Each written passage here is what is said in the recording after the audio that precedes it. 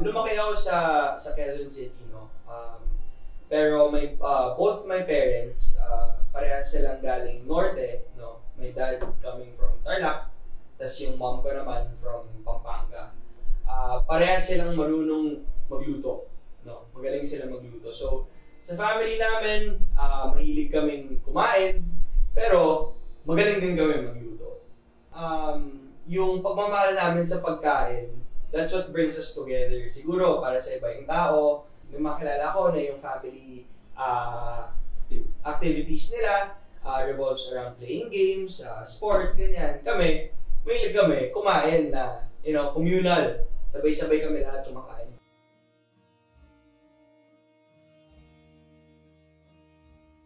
To be honest, nung bata pa ako, matagal ko nung gusto maging basketball player. No? Yun talaga yun. That was my real aspiration. I wanted to play for the PBA.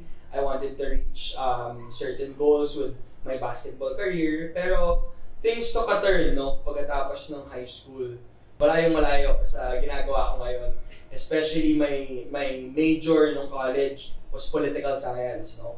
So from wanting to become a basketball player, now I have different aspirations as to becoming a lawyer naman.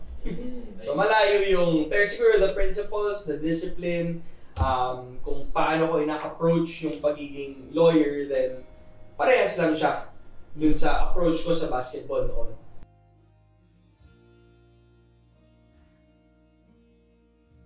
First and foremost, it would be my parents, no? My mom would give me the guidance of becoming independent and moving towards my goals every day. And then my dad sets the principle of how I should be acting, in society, and how I should be approaching problems, how I should be creating solutions for these problems, and how happiness is always the bottom line of the things that I want to do in my life. No? So yun yung biggest influence siguro, my parents talaga.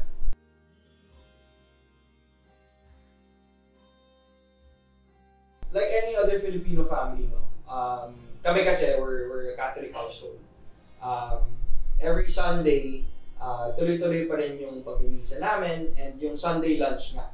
No? So dun kami nakukompleto ngayon, especially yung mga kapatid ko kasi may mga sarili-sarili na rin sila mga pamilya. So we really keep that close within our family, that time of just being together during Sundays. Siguro that's the family tradition that we'd like to keep. And I hope, sana dito sa mga nakikinig sa atin na ituloy yung ganung tradisyong Pilipino, no? At wag nating kalimutan na ang pamilya talaga ang backbone ng buhay. Ako nga pala si Rap Escalona ng Youth Sector, isang nominee ng Action Dapat Party List. Huwag kalimutan ang aming numero, number 26 sa balota, kung saan ipaglalaban namin ang matinong gobyerno tungo sa komportabling buhay para sa bawat ordinaryong mamamayang Pilipino.